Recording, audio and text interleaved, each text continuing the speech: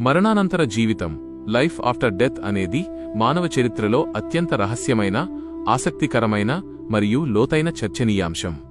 దీనిపై ప్రపంచవ్యాప్తంగా వివిధ మతాలు, తత్వశాస్త్రాలు, ఫిలాసఫీస్ మరియు ఆధునిక సైన్స్ వేర్వేరు దృక్కోణాలను కలిగి ఉన్నాయి.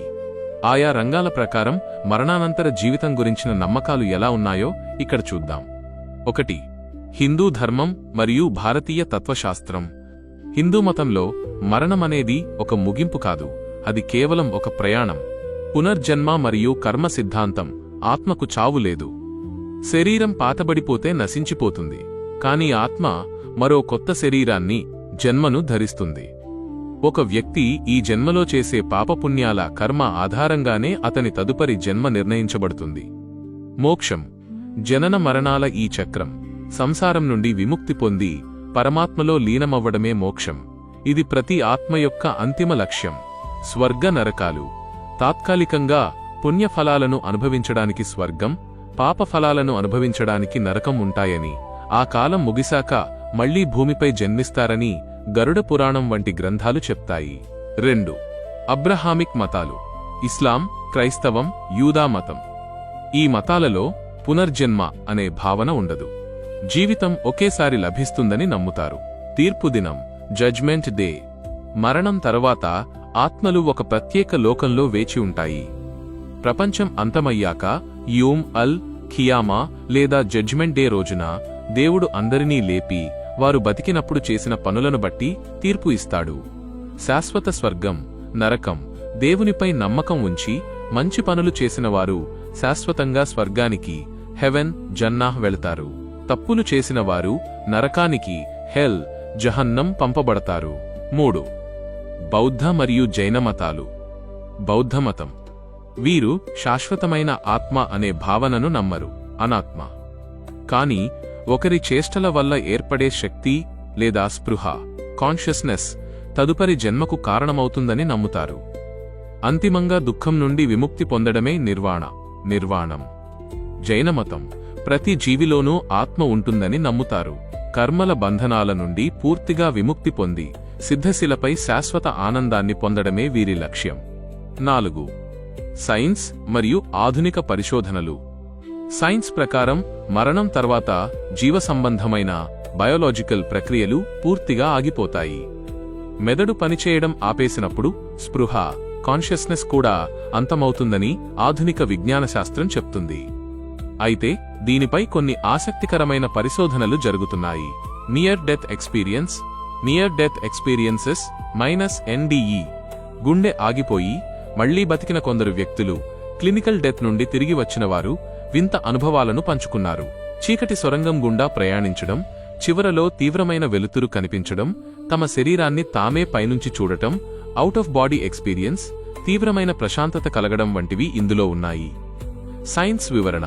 మెదడుకు ఆక్సిజన్ అందనప్పుడు లేదా మెదడు మరణించే చివరి క్షణాలలో కొన్ని రకాల రసాయనాలు, ఎండార్ఫిన్స్, DMT విడుదల కావడం వల్ల ఇలాంటి భ్రమలు, హెలుసినేషన్స్ కలుగుతాయని శాస్త్రవేత్తలు భావిస్తారు. ముగింపు. మరణానంతర జీవితం ఉందా లేదా అనేది ఇప్పటికీ ఒక నమ్మకం మరియు విశ్వాసాల మీద ఆధారపడిన అంశం. అయితే ఈ నమ్మకాలన్నీ మనిషిని ఈ భూమిపై బతికినంతకాలం మంచి మార్గంలో నడవడానికి, సమాజానికి మేలు చేయడానికి ప్రేరేపిస్తాయి.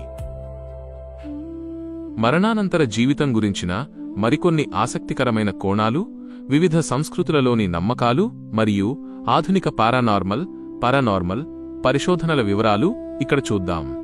5. ప్రాచీన సంస్కృతులలో నమ్మకాలు. Ancient civilisations. చరిత్రలో కొన్ని నాగరికతలు మరణానంతర జీవితానికి ఎంతగానో ప్రాధాన్యత ఇచ్చాయి. అందులో ఈజిప్షియన్ సంస్కృతి అత్యంత ముఖ్యమైనది. ప్రాచీన ఈజిప్ట్, ఏన్షియంట్ ఈజిప్ట్. ఈజిప్షియన్లు మరణం తరువాత కూడా జీవితం ఉంటుందని బలంగా నమ్మేవారు. అందుకే వారు చనిపోయిన రాజుల, ఫారోల శరీరాలు పాడవకుండా మమ్మీస్ భద్రపరిచేవారు. వారి ఆత్మ మళ్లీ ఆ శరీరంలోకి వస్తుందని వారి నమ్మకం. చనిపోయిన వ్యక్తి గుండెను సత్యానికి దేవత అయిన మాఆట్ ఈకతో తూకం వేస్తారని, గుండె బరువు తక్కువగా ఉంటేనే వారికి అమరత్వం లభిస్తుందని నమ్ముతారు. గ్రీకు సంస్కృతి. Ancient Greece. మరణించిన వారి ఆత్మలు హేడెస్ అనే అండర్వరల్డ్కు వెళ్తాయని గ్రీకులు నమ్మేవారు. కేరాన్ అనే నావికుడు ఆత్మలను స్టైక్స్ నది దాటించి ఆ లోకానికి తీసుకెళ్తాడని, ఇందుకోసం చనిపోయిన వారి కళ్లపై లేదా నోట్లో నాణేలు పెట్టే ఆచారం ఉండేది. 6. పారానార్మల్ మరియు అతీంద్రియ పరిశోధనలు, పారానార్మల్ స్టడీస్. సైన్స్ అధికారికంగా అంగీకరించకపోయినా కొందరు పరిశోధకులు మరణానంతర జీవితాన్ని నిరూపించడానికి విభిన్న ప్రయత్నాలు చేశారు. పూర్వజన్మ జ్ఞాపకాలు, పాస్ట్ లైఫ్ రిగ్రెషన్. ప్రపంచవ్యాప్తంగా చాలామంది పిల్లలు తమ పూర్వజన్మల గురించి, తాము గతంలో ఎక్కడ ఉన్నామో, ఎలా చనిపోయామో ఖచ్చితమైన వివరాలతో చెప్పిన సంఘటనలు ఉన్నాయి.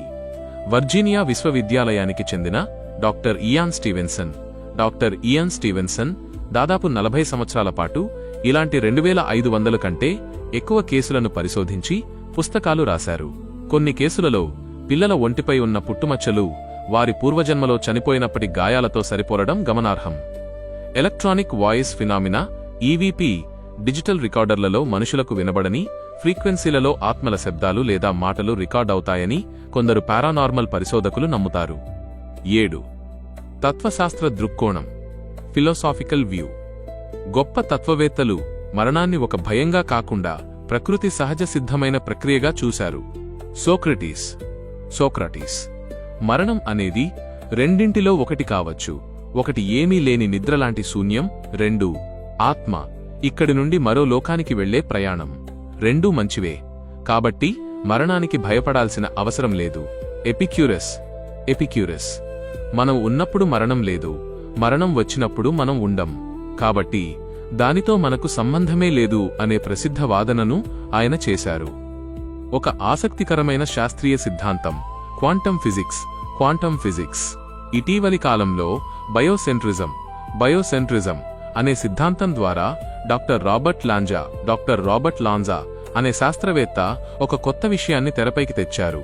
దీని ప్రకారం స్పృహ, కాన్షియస్నెస్ అనేది విశ్వాన్ని సృష్టిస్తుంది, విశ్వం స్పృహను కాదు. క్వాంటం ఫిజిక్స్ నియమాల ప్రకారం శక్తి ఎప్పుడూ నశించదు, law of conservation of energy.